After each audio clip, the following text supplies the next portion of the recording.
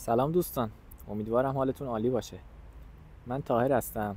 امروز اومدیم به اولین ایستگاه آتش نشانی ایران، ایستگاه مرکزی آتش نشانی تبریز که فعالم هست به عنوان اولین ایستگاه تأسیس شده در اواخر دوره قاجار.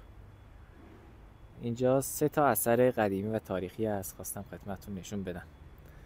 قبل از اینکه شروع کنیم خیلی ممنون میشم این ویدیو رو لایک کنید و کانال ما رو هم سابسکرایب کنید.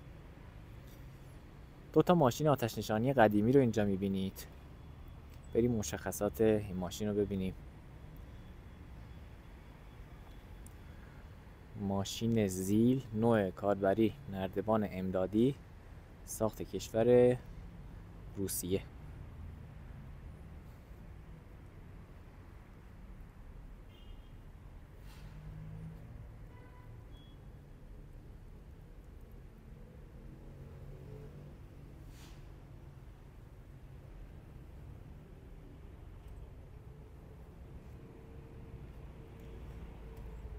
این وسط هم اثر یادبود شهدای آتش نشان که اینجا میبینید.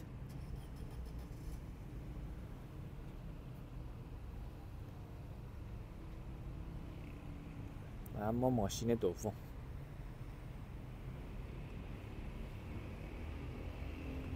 خودروی حریق آتش نشانی، ساخت کشور انگلستان، سال 1975. بریم داخلش هم نشون بدم. البته من میدونم در این باز میشه، ولی دیگه من دست نمیزنم به درش. به هر حال باید احترام بذاریم به اثرات تاریخی.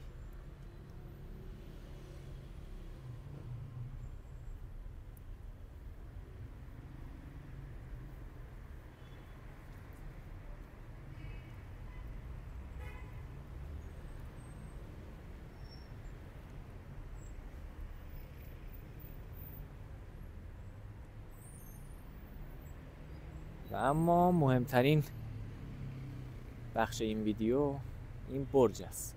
برج، حالا به ترکی میشه برج یانگن، ترجمهش میشه برج آتش. این برجی که میبینید 23 متر ارتفاع داره. در قدیم این برج وسط شهر تبریز بود. البته همین الان هم هست. اینجا تقریبا مرکز شهر تبریزه. ساختمونای بلندی هم تو قدیم نبود. هر موقع آتش سوزی، این بالا که مشاهده میکنین اینجا آتش نشانا نگهبانی میدادن. هر موقع دودی یا آتشی داخل شهر میدیدن، البته این سازه بلندترین سازه شهر بود دیگه. اون قدیما ساختمون 2 طبقه 3 طبقه نبود، همه ساختمون‌ها 1 طبقه بودن.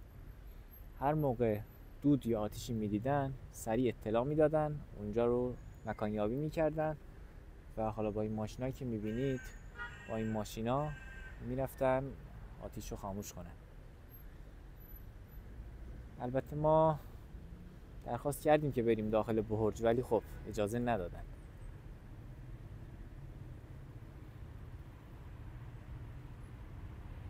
هشت تا نورگیر داره.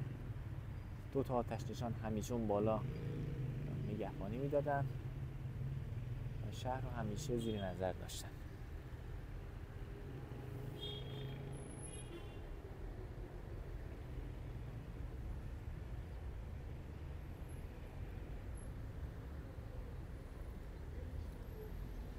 خیلی ممنونم از شما که تا انتها این ویدیو رو نگاه کردید. ممنون میشم که این ویدیو رو لایک کنید، کانال ما رو هم سابسکرایب کنید. متشکرم.